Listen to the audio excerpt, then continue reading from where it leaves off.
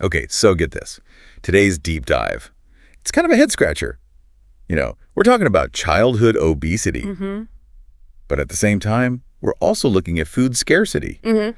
Like, how can those two things even exist in the same world? It seems crazy, right? Yeah. So we're diving into a video script that tackles this. And let me tell you, it's pretty eye-opening. Oh, for sure. We're talking about some serious stuff here, folks. Yeah. Globally, nearly 39 million kids under 5 are struggling with obesity. So this isn't some problem for the future. It's happening right now. It is. And I think what's so interesting about this deep dive is that it connects these two issues, Yeah. Childhood obesity and food scarcity. We tend to think of them as totally separate things, Sure, yeah. but they're actually super intertwined. Right, and it makes you realize that it's not as simple as just telling people, hey, eat better, exercise more. Right. You hear that all the time. But this video script, it digs deeper. And it talks about these things called food deserts and food swamps. I mean, have you ever heard of these? Oh, definitely. It's a really powerful way to visualize what's going on. So imagine, right, you're living in a neighborhood and the closest grocery store that actually has fresh fruits and vegetables, miles away, Wow. but on every corner, fast food, convenience stores, candy. That, my friend, is a food desert. You're surrounded by food, but it's all the wrong kind. He's like being stranded in the middle of the ocean, surrounded by water, but you can't drink any of it. Exactly. And then you've got these other areas called food swamps, where it's just a flood of unhealthy options. Oh, I see. Processed food, sugary drinks. And guess what? They're usually the cheapest and easiest things to get your hands on. So it's almost like the system is rigged against these families from the get-go. In a way, yeah. And then the video script, it hits you with this really powerful image.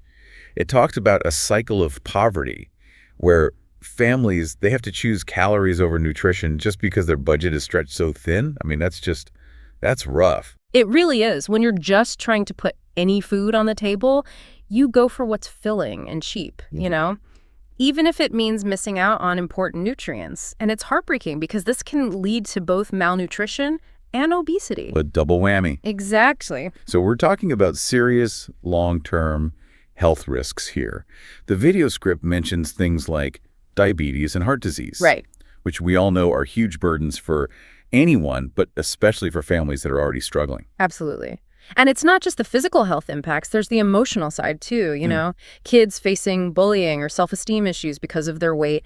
And all of this puts even more strain on families, both emotionally and financially. It's like this vicious cycle that's so hard to break free from. Yeah, it can feel that way, but there is hope. Okay, good, because this is getting pretty heavy. I know. But the video script, it doesn't just leave us hanging. It talks about some really cool solutions that communities are coming up with. Things like urban gardens, where people can grow their own fresh produce. Oh, cool. Like right in the middle of the city. Exactly. And mobile grocery stores that bring healthy food directly to these neighborhoods. Oh, wow. That's smart. Plus, there are programs that offer affordable nutrition education so families can learn how to make healthier choices, even on a tight budget. These sound great, but how to make sure they actually stick around? Funding for stuff like this always seems to be a problem. You're absolutely right. We need ways to fund these programs consistently, not just a one-time grant here and there. Yeah. And it can't just be top-down. We need the community to be fully on board to feel ownership over these solutions. I see. So it's like a partnership between organizations, the community, and I guess the government too, right? To provide support and create policies that make it easier for these programs to thrive. Yeah, exactly. Like, you've probably heard of SNAP benefits, right? Yeah, the food stamps program. Right. But did you know that some programs actually encourage people to use those benefits at farmers markets? Oh, really? It's brilliant. It helps families afford fresh, healthy food directly from local farmers. It's a win-win. That is cool. So it sounds like we're talking about a two-pronged approach, like tackling the systemic issues, those bigger things that create these food deserts and food swamps in the first place, but also empowering families to make healthier choices by giving them the resources and knowledge they need. Exactly. It's about addressing the root causes and providing the tools for change. This deep dive has been really eye-opening, even for me.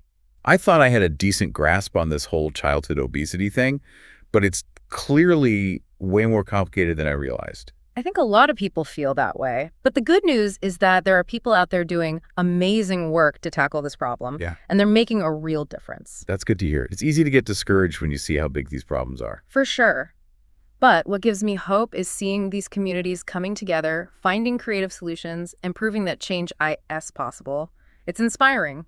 It is. If this deep dive has sparked something in you, I urge you to look into organizations in your area that are fighting food insecurity. See how you can get involved. Every bit of effort counts. That's a great point. So, for everyone listening, here's something to think about. What can you do to be part of building a healthier future for these kids? It's a question worth pondering. We can all be part of the solution. We can. All right, that wraps up another deep dive. We'll see you next time. See you then. Bye. Bye.